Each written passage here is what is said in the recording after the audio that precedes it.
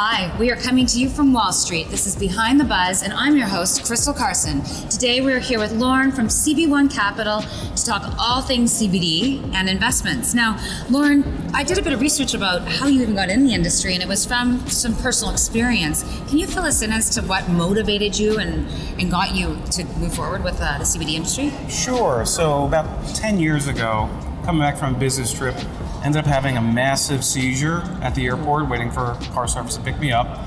Ended up in an ambulance, didn't know who I was, where I'd come from. Went to the neurologist the next day, had an EEG done. Was told I had seizure activity and that I wouldn't be able to drive my car if I didn't take seizure medication. They'd test me to make sure.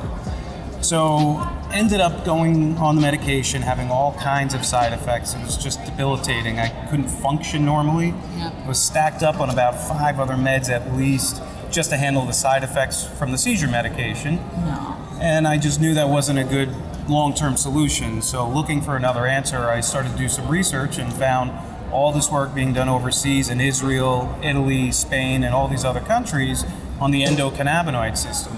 So as I took the information and applied it to myself through exercise, diet, and copious amounts of cannabinoids, about a year later had another EEG done, was shown to be seizure-free. So at that point it was like a light bulb went off and I said, wow, this actually worked. And then I just said this has to be something to dig deeper, and I spent the last 10 years reading everything I get my hands on the topic. Amazing. So how does CB1 Capital play into the market? Like, what do you guys do exactly? So we're a long-short hedge fund. We have a consulting division, and we have a private equity fund that we're developing right now.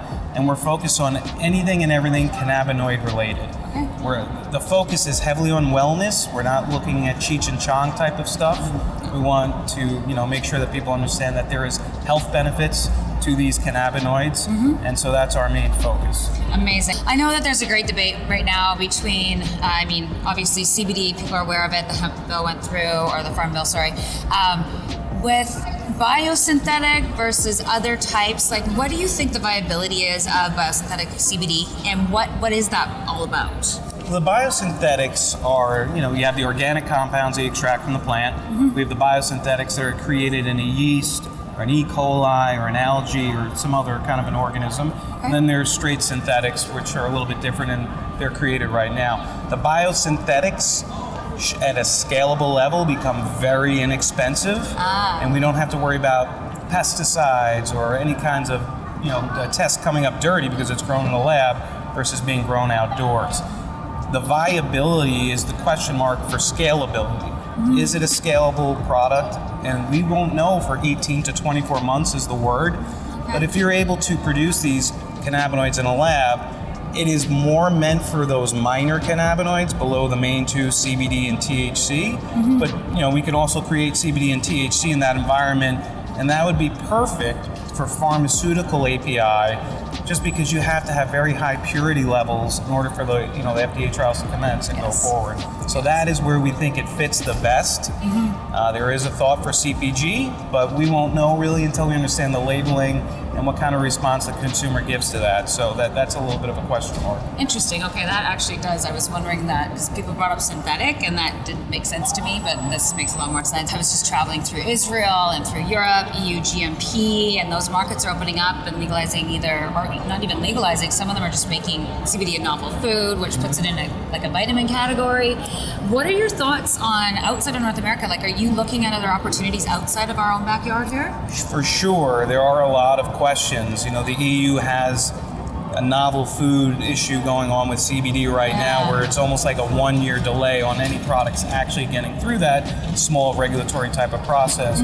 So we have our eyes on Europe for sure. There's a lot of things that have to develop to make that more viable. We're looking at Australia, we're looking at South America. It's a global phenomenon. It's not, just for North America. Right. We see Asia, even Japan is allowing some CBD to be sold in there.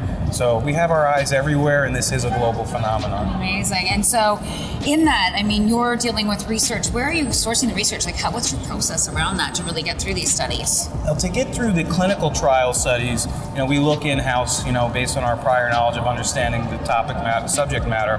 And then we'll take it to our advisory board where we have somebody like Dr. Ethan Russo, who ran clinical trials for GW Pharmaceuticals for many, many years. And we're able to get a bird's eye view from somebody involved with clinical trials on the endocannabinoid system to let us know if these indications or the trial design for the indication is appropriate. And that for the biotech part of it, which is a smaller part right now, that's how we look at that.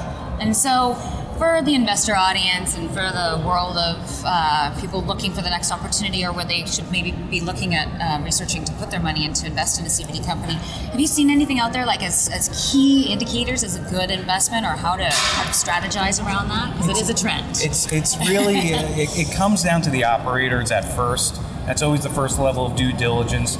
We try to get to understand who these people are. What are their backgrounds? Have they executed well in the past? What is their vision forward? Right. So it really comes down to getting to know them first, and then looking at normal models, understanding how they foresee their future revenues and all that. But it comes down to the operators first. That's amazing. Well, thank you so much for joining us today. It was great to speak with you. Thanks, Crystal. And join us on financialbuzz.com for more news in this video.